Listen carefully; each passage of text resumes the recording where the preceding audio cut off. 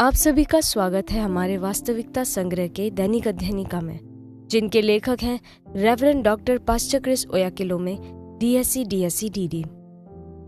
आज है 17 अप्रैल 2026। आज के संदेश का शीर्षक है स्वर्ग की अर्थव्यवस्था से समर्थित।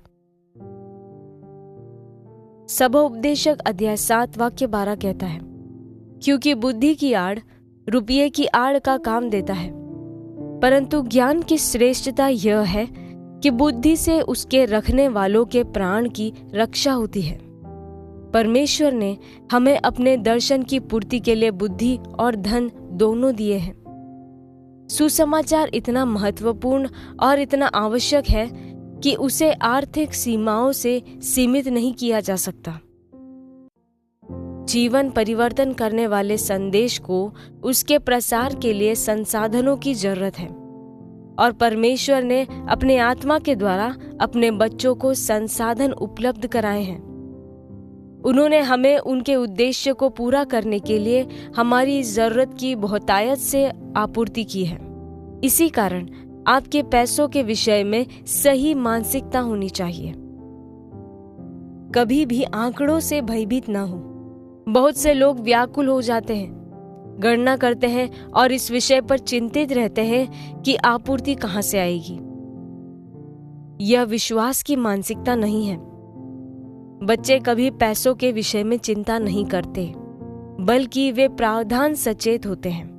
वे इस चेतना के साथ जीते हैं कि जो कुछ आवश्यक है वह उपलब्ध है। प्रभु यीशु ने कहा कि हमें राज्य को छोटे बच्चों के समान ग्रहण करना चाहिए। इसमें संसाधनों के विषय में हमारा सोचने का तरीका शामिल है। बहुतायत सोचे, आपूर्ति सोचे, संभावनाएं सोचे। एक ऐसे व्यक्ति की तरह सोचे जिसके पास असीमित स्रोत है।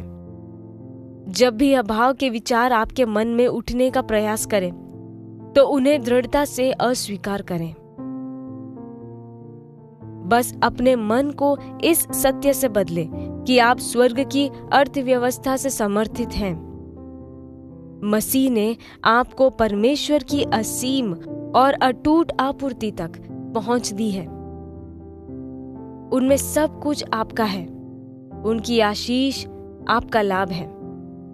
आपका काम या व्यवसाय आपका स्रोत नहीं है, बल्कि आपका मंच है, जिसके द्वारा आप परमेश्वर प्रदत्त अपने वरदानों को प्रकट करते हैं और अपने संसार को आशीष देते हैं। वह एक जरिया है, आपके संसाधनों की उत्पत्ति नहीं। जो लोग अपने करियर को अपने स्रोत के रूप में देखते हैं, वे संसार के आर्थिक चक्रों, नौकरी के परिवर्तन और मनुष्य के मूल्यांकन से बंधे होते हैं। परंतु आपका मूल्य और सफलता इस संसारिक क्षेत्र या किसी संसारिक व्यवस्था से बंधा नहीं है। आप एक उच्च राज्य से कार्य करते हैं, एक उच्च अर्थव्यवस्था के अधीन, स्वर्ग की अर्थव्यवस्था जो विश्वास से संचालित होती है। विश्वास का तरीका यह है कि जो प्रभु यीशु पहले ही कर चुके हैं, उस पर विश्वास करना और उसके अनुसार कार्य करना। यही तरीका है जिससे आप आर्थिक संकटों और भय से ऊपर अनुग्रह की बहुतायत में तैरते हुए जीते हैं। यह मानसिकता रखें। यही मसीह लोगों की वास्तविकता है। हम प्रार्थना करें। प्यारे पिता, मेरे प्रति सारे अनुग्रह को भरपूर करने के लिए आपका धन्यवाद। मैं संसाधनों के विषय में भयभीत या चिंतित होने से इनकार करता हूं। मैं बहुतायत सोचता हूं, क्योंकि मेरे पास आपकी असीम आपूर्ति तक पहुंच है। मैं पैसों का उपयोग आपके उद्देश्य के लिए करता हूं।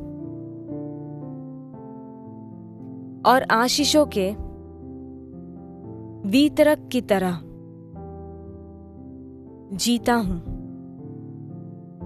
यीशु के नाम में आमीन।